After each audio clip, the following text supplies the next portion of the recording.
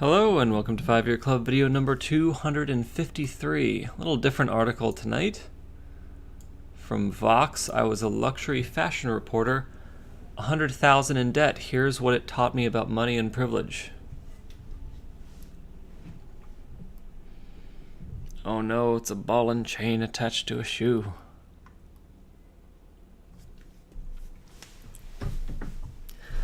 Let's get going.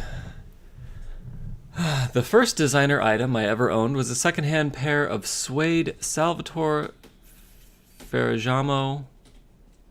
I'm definitely not a fashion person, I can't pronounce that. Flats with elegant pointed toes and modest square heels. From the moment I laid eyes on them at the second time around, the now defunct consignment store where I was working right out of college, I'd take every chance I could between sweeping the floor and dusting the shelves to slip them on and catwalk in front of the mirror. I had exactly $0 in discretionary income, and student loan payments loomed in the near future. But I told myself that if the shoes were still there by the end of the month, I'd find a way to carve out $60 from my meager bank account to buy them. After all, it would be a sign they were meant to be mine. Unlike the handful of shoes collecting dust in my closet, these felt different, powerful somehow. Wearing them would transform me into a person who had her life together, a working woman of the world draped in designer duds. At the end of the month, I said goodbye to the consignment shop and hello to both a new internship in public relations and the Ferragamo flats. I wore them nearly every day for 6 months, the entirety of my grueling internship, where I racked up 70-hour weeks for minimum wage until they fell apart. Though I didn't mind when the blisters that formed to break them in caused blood to trickle down my ankles, I did wonder about their ephemerality. By the time the calluses had calcified, I realized that maybe these luxury shoes weren't so powerful after all. One day, toward the end of my internship, I returned to my aunt and uncle's house, where I was temporarily living to save on rent. I flopped on the bed and put out a memo pad. I was nearing the end of the 6-month grace period on my student loan payments, and I begrudgingly grabbed my calculator and began to tally my forthcoming payments.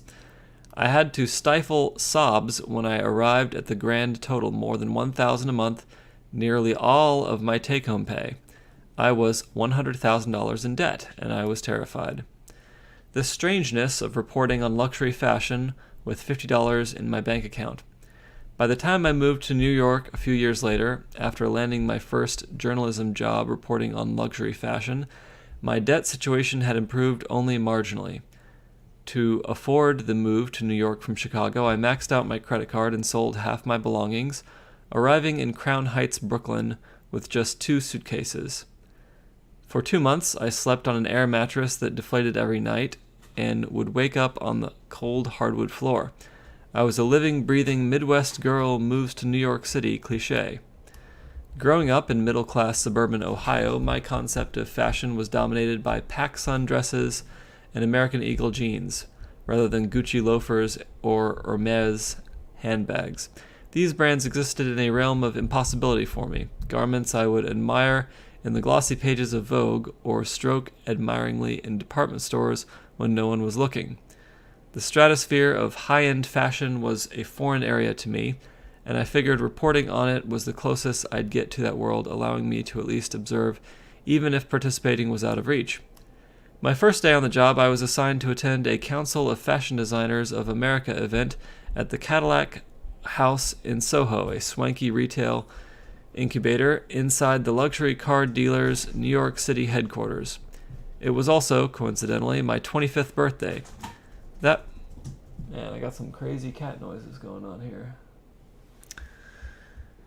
That morning, I had awoken in a panic, realizing I had no idea what a fashion reporter wore. I had always attempted to look put together in my experiences in the professional world, but I was far more Andy Sachs than Emily Carlton. I don't even know who that is. Devil Wears Prada. Okay. I tried to remind myself that I wasn't hired because I was fashionable, but because I could write, and that I didn't quite have a Meryl Streep cum Anna Wintour breathing down my neck. But I couldn't help but feel entirely out of my element. Sorting through the haphazard pile of clothing spilling out of the 2 suitcases still serving as my dresser, I yanked on a sweater dress I purchased for $20 on sale from Urban Outfitters, a faux leather jacket from the Limited, piled tights, and a pair of Payless black flats. I completed the look with a many seasons old Michael Kors bag I'd scored at Goodwill a few months prior. I looked at the mirror and thought, well, this is as good as it's going to get. Walking into Cadillac House, I had an overwhelming sense that as good as it's going to get was never quite going to cut it. I was barely halfway through the door when the first person I spotted was Diane von Furstenberg, immaculately coiffed and wearing a dress of her own creation. Everything from the glass of the champagne flutes and the cufflinks on the suit-clad cater waiters to the reflection of the water as the sun began to set over the Hudson felt like it was shimmering.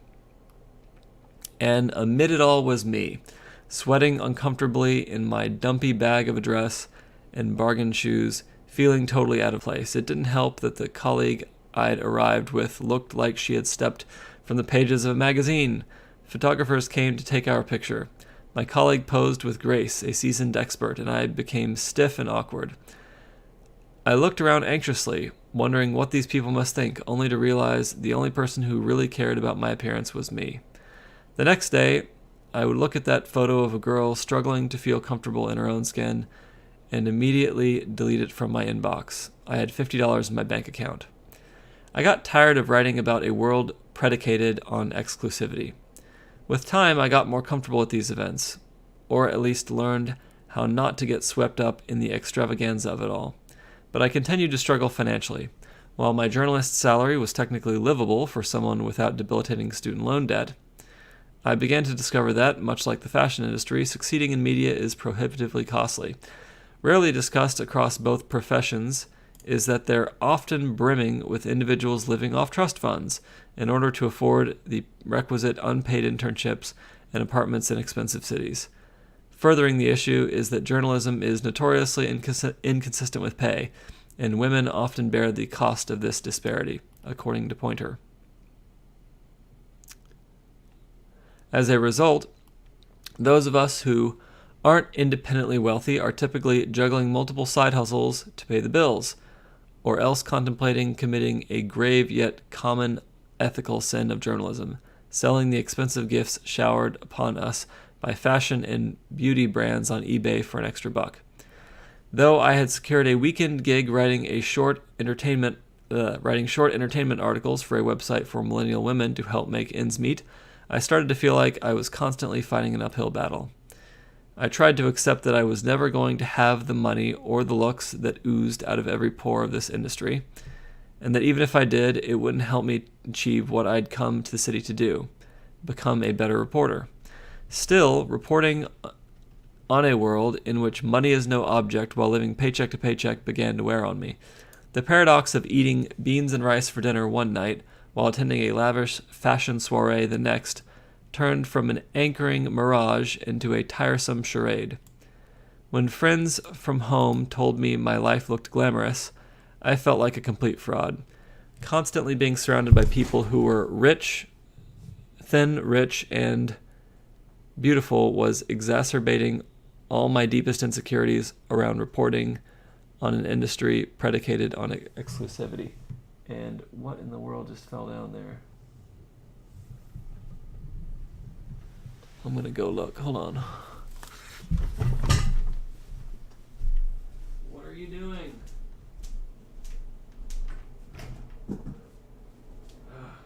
All right.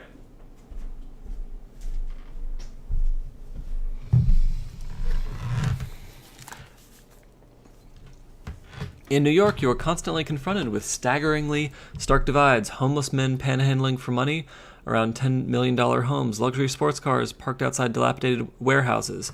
It's a city where the top and bottom of the income bracket coexist yet hardly ever interact. I had never cared much about wealth or status, but I could never quite shake the idea that the luxury fashion I wrote about wasn't intended for me, not just because it wasn't a huge passion of mine, but also because I could not afford a single thing I wrote about. It was imposter syndrome of the most severe form, because it was true. I have since left the world of luxury fashion and now cover other topics as a freelance writer, but I will always be grateful for what it taught me. How to be a better reporter, how not to get seduced by the spectacle of absurd wealth, how to accept that, yes, I could live my best life in a $20 Urban Outfitters dress. While I'm far from paying off my student loans, I've learned not to let my debt define me. And, importantly, I've learned to save my hard-earned money for shoes that don't leave me with blisters. Very practical, Bethany Byron. Are you still a 20-something in Brooklyn? Well, I mean, the article speaks for itself. I think that on the imposter side of things, well, let's back up a little bit. It's got this quote in here. It's an industry that is based on exclusivity. Come on, where's the quote? I got tired of writing about a world predicated on exclusivity.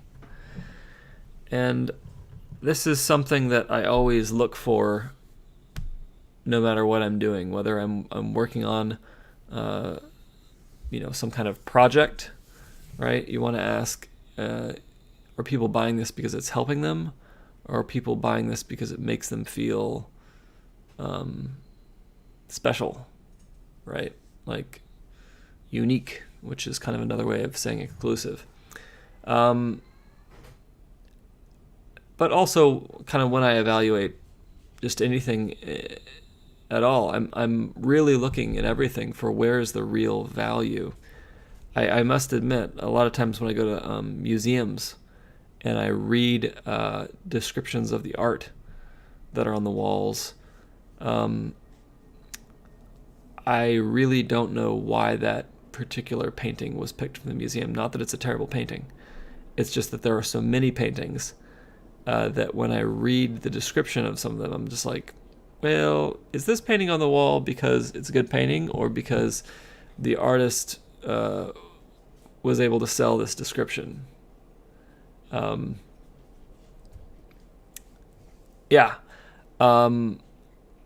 I think that in the case of this article, there's, I can't help but feel that the author is maybe a little bit bitter that she can't afford some of this stuff. And, she doesn't really talk about the merits of fashion outside of, luxury fashion. So, like, you could cover fashion, you could cover free fashion. You could cover ways of doing fashion that require effort but don't require money if you were passionate about it. But that's not what she doesn't talk about any of the fashion stuff that she covered from any lens that's not money in this article, which I think is a little bit sad, because I think that it kind of takes some of the credibility away, in my opinion. I think you have to look at both sides of the coin. But she also makes a very good point, which is the reason why I chose the article, which is that so much of luxury brands is based on, fundamentally the idea that if you consume this, then you will transform into people who have financial security. And implicit in that is that if you had financial security, the big problems of your life would go away. And I think overwhelmingly that is not true for most people. For most people, even if I gave you $10 million, the big problems of your life would still be there. Why? Because life is really hard. And just having a lot of money does not help us think through the hard things that we have to think through. It doesn't help us experience emotionally traumatic events that help us to grow as people In fact, I think it helps us to avoid some of those, which, I mean, fair enough. In some cases, you don't want to be homeless for any amount of time, really. But in other cases, having money can just allow you to escape, to buy escapism instead of growing as a person. So, blah, blah, blah. I thought it was interesting in this article where she talked about that many of the journalists were trust fund kids. I don't know if that's true or not. Maybe it is true. I don't know if I know any trust fund people who I work with or have worked with.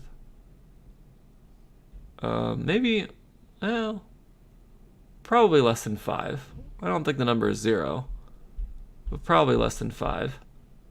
But because I can't say that I'm just not in that industry. I think I'm in an industry where, for the most part, people have to focus and work a lot ahead of time, and their success in the industry is not predicated upon their parents paying for a housing for them. Their success in the industry is predicated on working your ass off.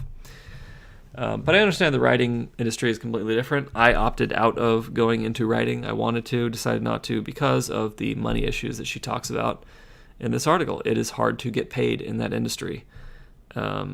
So, yeah, I didn't want to take that risk. I think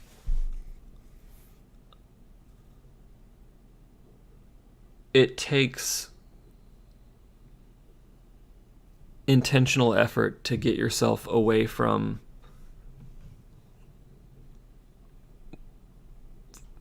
valuing luxury brands in one of the big coastal cities. I mean, at least in San Jose, if you walk around, I mean, just like in my average daily life, if I walk around on the street, I'm going to see BMWs, Mercedes, Teslas. When I walk around the area where my work is at, there's a Tesla dealer. I'll walk down the street, there'll be 7 Teslas in a row. It is hard to keep that in context when you live in a rich coastal city, unless you really have a come to Jesus moment and some real life comparisons that like this girl to keep you grounded. And I would encourage that almost as a hobby, almost as just stop yourself for a second and just think about okay, what do I actually need to get my ass from here to work? Do I even need a car? I was actually really excited today when I was talking to somebody about these new electric scooters that they have, where you can scan it with your cell phone and then pay, I don't know what it is, 10 cents a minute or something to ride the electric scooter. I think that's pretty awesome, especially because San Jose gets pretty hot in the summer now, and so if you have to get a bag or two of groceries or something like that, or fill a book bag with groceries, these electric scooters let people zoom, zoom, zoom, where before you would have to walk and get sweaty. And they're extremely affordable, so that's cool. All right, well, done talking about that. Maybe I should look up the economics of the electric scooter. That'd be cool. This is it for 5-year Clip Video number 253, I think. And have a fabulous evening.